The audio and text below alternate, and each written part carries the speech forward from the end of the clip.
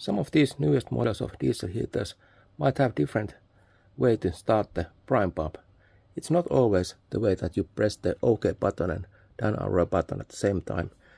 It might be that you need to press the up arrow and down arrow at the same time to start the prime pump. Thanks for watching and bye.